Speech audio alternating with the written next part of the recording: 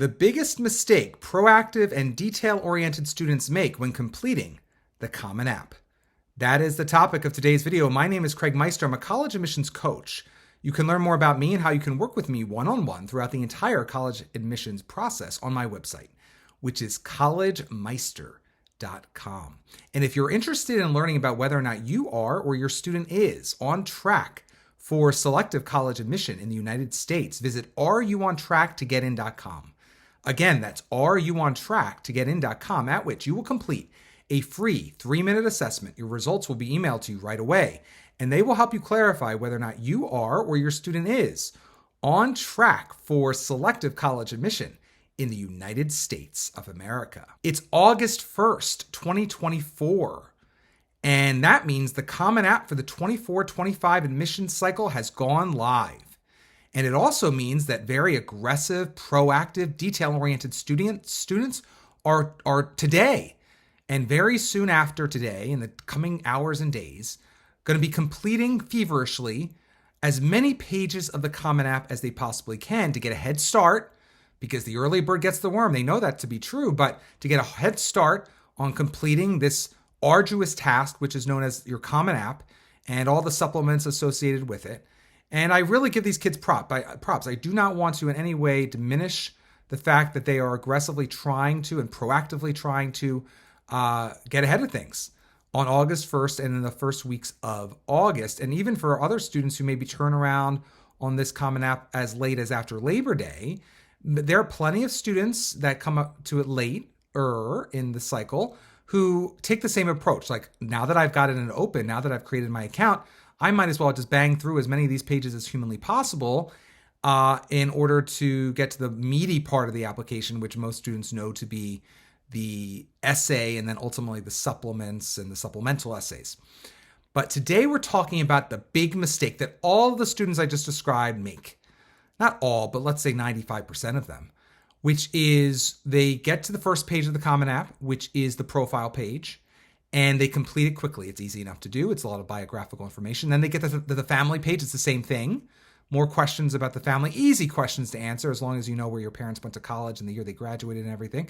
Then you get to the education page. That's easy enough because you know where you went to high school. You know the classes most likely that you're enrolled in for this coming school year. So that's an easy page to complete.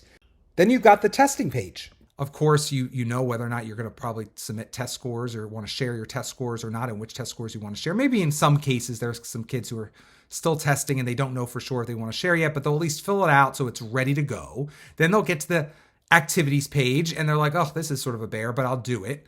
And whether they have 3 activities, 7 activities, 10 activities, students will just like the other pages of the Common App, start to complete in the little fields available to them their top 10 activities. And this is the mistake. This is the mistake that you are making or your child is making or your friends are making right now on August 1st and every day there forward in the coming weeks and months and maybe years if this video stays online, which is treating the activities page of the Common App like all the other pages of the Common App. It's a huge mistake. Let me tell you why. So on the other pages of the Common App, it's basic information like, what year your mom graduated from undergrad, or what is your address. This is information that's easy enough to produce. But on the activities page, you have a whole nother situation. You have to use the correct words to describe activities that you engaged in, and you only have a limited number of words with which to work. And this is why it's such a critical page, and you must not treat it like the education page or like the testing page or like the family page or like the profile page, because there's so much more subjectivity in this page, and you want to have a first draft.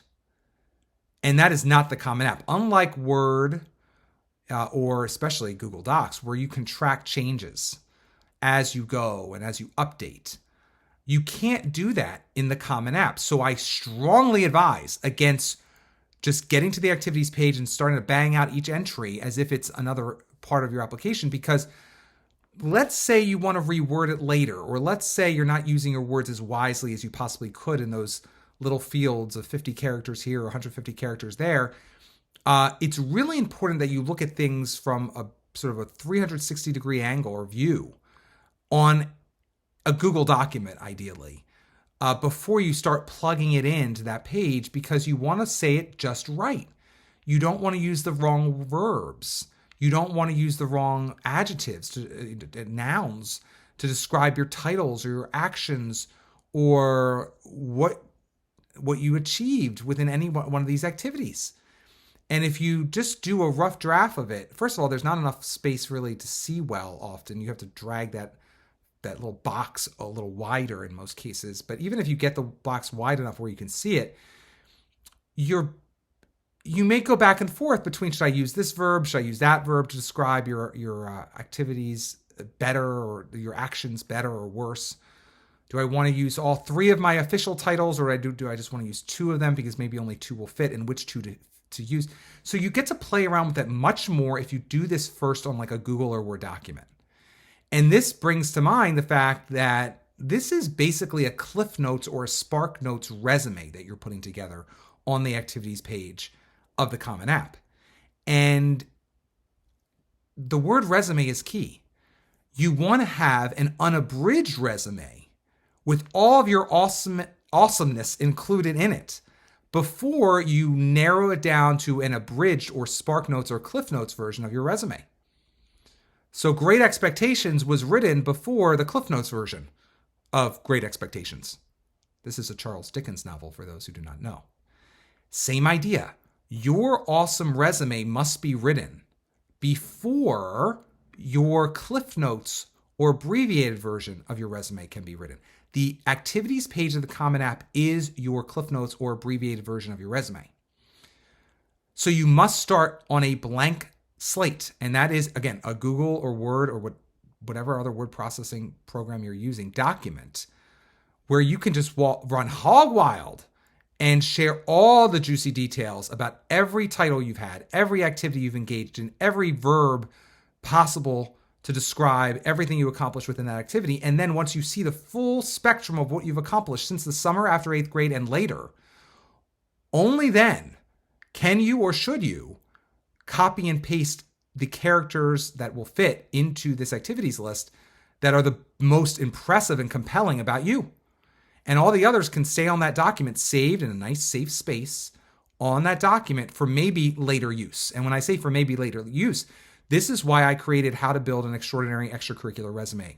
This is a short course. It's less than an hour in length, and you can purchase it by going to extraordinaryresume.com. And that course, again, less than an hour in length at extraordinaryresume.com, that course will give you everything you need to know in order how to build an individual, robust, muscular entry for any activity, whether it be an art activity, an athletic activity, or anything in between. I strongly encourage you purchase it at extraordinaryresume.com because it's cheap, it's fast, and it's going to give you everything you need to know in order to create that robust, unabridged resume about yourself, so that you then will be best positioned to plug into the activities page the abbreviated version about yourself. Now, let's say you also really want to squeeze in somewhere the unabridged resume about yourself. Do know that you probably will be able to fit that somewhere. In most cases, it will fit on the 650-word additional information section on the writing page, which happens below the essay section of the writing page. But also it could happen in many cases on college-specific supplements on the Common App, where colleges ask you, it's usually optional, to upload an optional resume, at which point you can upload a 1 or 2 page resume right there where the unabridged resume about yourself can be shared. There's no need for a high school kid who's 17 or 18 years old to share a resume that is 17 pages long. That's crazy. So as a result, even if your unabridged resume is that long, which more power to you, you do want to try to hem it in. And again, this is something that you can and should be able to do if you really go through the drafting process fully to create that extraordinary extracurricular resume. So in the case of a college that does accept a supplemental resume on its supplement to the Common App, you will be covered. Your unabridged resume will most likely go into the supplement, and your Cliff Notes version resume will go into the activities page. For the colleges that do not accept a resume on their supplement to the Common App, that's when you get to potentially use the 650-word additional information section on the Common App's writing page in order to at least share more than you could ever fit on the activities page. At least it's a mid-size resume, right? So the moral of the story is don't put the cart before the horse. Don't think you're too cool for school because you're going to complete on August 1st or August 2nd all the pages of the Common App, maybe even including the writing page of the Common App. You're just going to rush through that so that you can focus on your supplements. No. You got to slow your roll here. And you got to make sure that you're actually plugging into the activities page the best details about your activities and your accomplishments, and not just the first ones that come to mind when you are doing a slapdash job on the activities page. You're going to be tactical about this. You're going to have a full-fledged resume from which to pull so you can inject into the activities page only the best verbs, only the best nouns, only the best adjectives to really show colorfully what it is you have achieved to college admissions officers at the colleges on your list that accept the Common App.